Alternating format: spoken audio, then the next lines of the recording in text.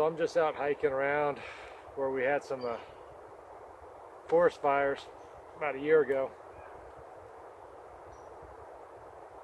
It's kind of eerie when you're walking through a forest like this, you know.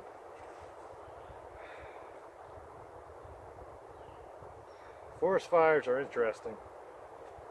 I mean, they destroy everything in its path. But the interesting thing is it's necessary at times. It gives a chance for new life to start over and blossom into something awesome.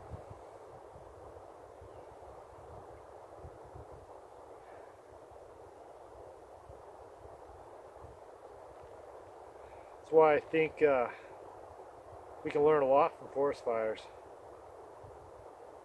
especially when it comes to the Bigfoot community.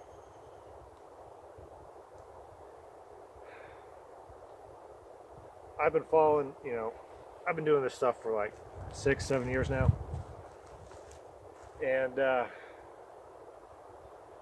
follow a lot of different Bigfoot sites and groups. And I'm seeing a lot of stuff that I don't like. And if you don't mind, I'd like to just rant a little bit about that. So, what I find interesting about the community is that either the Bigfoot community is extremely critical when it comes to evidence, or they're extremely gullible. And I don't really see a real middle ground. And a while back I saw this post from some guy. He said he found a single track in kind of a remote area along some wetlands. And it was just one track, and it measured around 15 inches. And he didn't have enough plaster for whatever reason. So he only casted like midway of the foot and the toes. And he shared those photos in this community. And he said that, you know, he's new to all this, and he was pretty straightforward.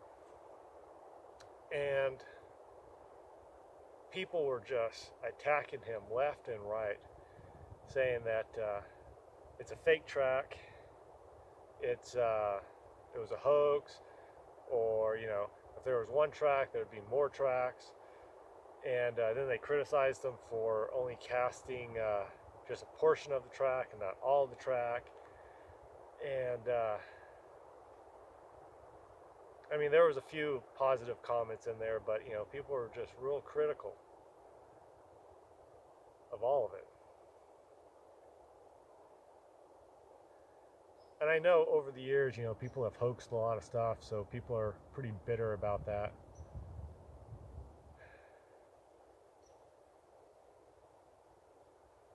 But there's so many people out there that are interested in the subject matter, and they want to do their part, you know, probably just out of pure curiosity. And they probably, you know, get the same reaction as when we share it with, you know, our coworkers or family, and people laugh at us and basically say that we're nuts for doing all this stuff. So these people naturally, you know, they go looking for a community that will accept them and hear them out. And when they finally find that group and they share their stuff, they get attacked from people who they think will be open to what they have. And it's kind of sad.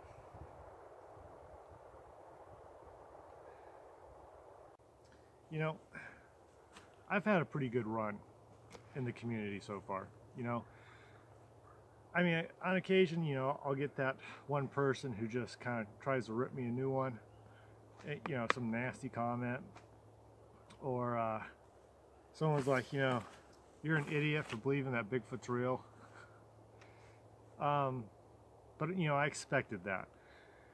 But you know, for the most part, you know, I've received a lot of positive feedback, and you know, especially, you know, starting out for the first time, you know, I didn't know a lot. I still don't know a lot, but you know, I still like to share my trip into this world. And you know, I've remained open-minded, polite, and you know, I just listen a lot. I do a lot of listening. I have a lot of opinions when it comes to this stuff, but I don't share all of that, you know. And I have a lot of opinions that are very critical, which I haven't shared yet. But when I start seeing people, you know, attacking basically their own, and the effects that you're going to have is you're going to, you know, cause that person to have like a complex, you know, that they don't want to share anymore if this is the reaction they're going to get. And I want to make people, you know, totally open-minded about this and comfortable, you know, about talking about this kind of stuff, you know. I was nervous, you know, starting this channel and like putting my stuff out there at first, you know, because a lot of people made fun of me, co-workers and stuff like that, but I also made fun of myself. I mean, for crying out loud, I'm looking for a mythical creature that's, you know, covered in hair and 7-8 feet tall. You know, it sounds nuts. And you gotta have a sense of humor when it comes to this stuff, you know, a little bit. But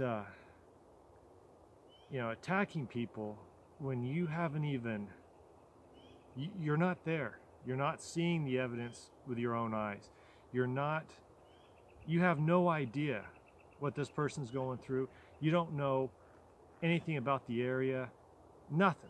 You're just attacking a picture that you see, you know? How would you feel if you posted a picture and you just found one track and people started attacking you? You know, some people like to argue, you know, this is genuine, you know. I don't feel like arguing, you know. When I first started off, a researcher, you know, contacted me, Paul Graves, and he's been doing this for 20 some odd years. You know, he has so much more knowledge and experience when it comes to Bigfoot research than I will probably ever have. And he was very straightforward, honest, and he has helped me analyze some of my audio that I've recorded. And he's been, I'll say it, he's been a bit of a mentor for me, you know. And I listen to everything he has to say, and I take a little bit of that and I, you know, put it in my head, and you know, I carry that around with me all the time. And he's been, you know, a nice, you know, beacon, a light of, you know, showing me the way of how I should approach tracks and signs of Bigfoot, you know. Even though I still like to do my own thing, I like to do it in my own style, but I've learned a lot from Paul. And to a lot of us who are in this Bigfoot community, you know, we have a lot that we can share to the new people that are starting up. And I don't understand why it's like, you know, we have to take some kind of blood oath to join this secret society. You know, so many people are out there looking for Bigfoot. A lot of them don't share anything with anybody. And those are the people that probably have the best evidence.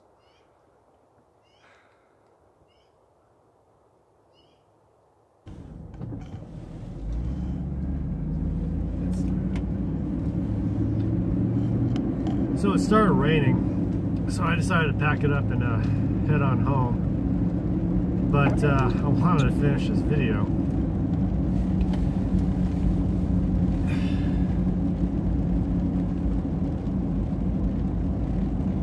There is just so much negativity out there, you know, and it doesn't matter what anyone thinks, all right? It doesn't matter what some professor at some university thinks. It doesn't matter what some TV celebrity or some other researcher or what group thinks. You know, the only person's opinion that matters the most is your own. And for example, you know, I found a set of tracks last year, you know, the Bailey Lake tracks, and everyone was like, oh, you gotta send them to Mulder and you gotta send them to these people, you know, so they can verify them and stuff. And of course, you know, these so-called experts out there, you know, criticized them all and did everything that everyone else does, you know, when they look at a picture or a video, you know, they're just like, yeah, no. But like I said before, you know, they're not there, you know. They didn't see every single track, you know. And basically, you know, I felt like my tracks just got kind of just tossed aside, and all my findings there was just, you know, a misidentification. And it kind of irritated me a little bit. I mean, someone can like present a lot of good evidence, and even right now, just the other day, I was talking to somebody at the gas station, and they were telling me experiences that they had at the exact same location. You know, they were hearing all these wood knocks and having little rocks thrown at them and stuff. You know, another couple of individuals were telling me that, you know, they have found 18-inch tracks out there. Another group said that they found tracks going across the snow in there. My father-in-law goes out there and fishes a lot, and he said, you know, he's heard screams out there on multiple occasions, you know, so loud that they just echoed all over the place. He had no idea what direction they were coming from, but they were just intense, loud screams. There are so many reports I've gotten from people from that lake, and it just shows you that, you know, there is something out there. But were my tracks, you know, from Bigfoot? I don't know. I just don't know. But you know, someone could like present the best evidence, you know, some really, really cool evidence, and people are going to criticize it and knock it no matter what it is. But then some 3-year-old goes missing in North Carolina, and they find him a couple days later, and I said, how did you manage to survive out there? Well, I hung out with a bear. And then the whole Bigfoot community just, you know, went apeshit basically, and it's like, you know, a little boy was saved by Bigfoot. You know, you'll disregard, you know, someone who's actually out there, you know, doing some, you know, research and has some evidence, but you won't believe them, but you'll believe the testimony of a 3-year-old, you know, who may have just an overactive imagination. Okay. And I'm going to cover that story in another video about the little boy and his friend the bear in North Carolina. So, but besides that, I mean, it doesn't matter if you get approval from these people. It doesn't matter. Just go out there, have fun, enjoy yourself, and just document the stuff, you know? And just expect this type of treatment from people, all right? It's just the way it is. And I think, you know, the Bigfoot community should be just like torn down and rebuilt, all right? And there's a lot of good stuff out there that we can base our research on. But, you know, I don't know, maybe we just need a fire just to rip through it all, cleanse the whole thing, you know, and start fresh. And I don't know.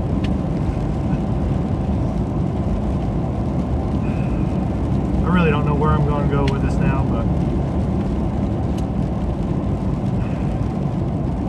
things need to change, and I'm not going to change anything that I do.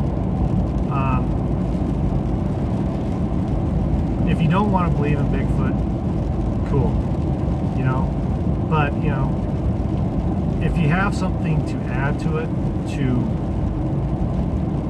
you know, that's logical, to explain what this evidence is from, by all means say it.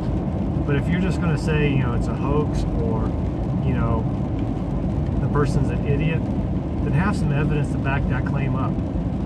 Alright? There is so much stuff happening out here in these woods, and people want to share it, you know, and they need a sounding board. You know, one time, you know, I was pulled off the side of the road. I was going to go check out something, and this one pickup came driving by me, and they slowed down. They drove up a little ways, and then they stopped, and they turned around, came back, and you know, they saw my Bigfoot sticker in the rear of my rig, and asked me if I was a researcher, and I was like, well, yeah, kind of. And so, you know, we started talking Bigfoot, and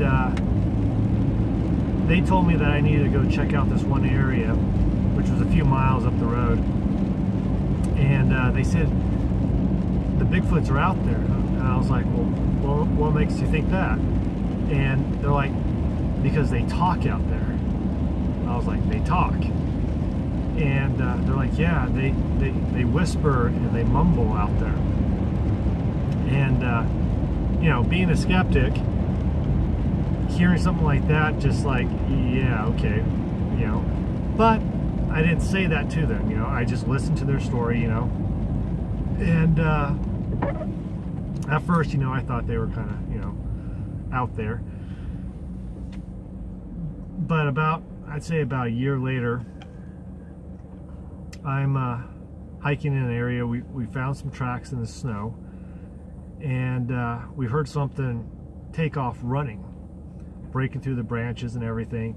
And I run towards it, and I don't see anything, but there was another road that crisscrossed the area, and on the other side of the road was just this really dark forest. And I kid you not, I started hearing voices and whispers and mumbles, and I could not make out any words. And it was the strangest and oddest thing ever, and I felt like I was being watched by something. And I spent, you know, a good 10 minutes just standing there listening to this stuff, and it was creepy. And now I can't, you know, tell someone that they're nuts because, you know, they heard voices out in the woods, because now I've heard voices out in the woods and I can't explain it. It was the weirdest thing. So you gotta keep an open mind when it comes to the subject matter. And I know there's a lot of people out there who just want attention, or, you know, they make things up. But there's a lot of stories out there that are genuine, and you shouldn't be very critical right off the bat towards these individuals, because, you know, there's a good possibility their story is real. So we just need things to change, and I hope sometime down the road, you know, some individuals just, you know, just knock off the hate and the criticism and actually start doing some proper research.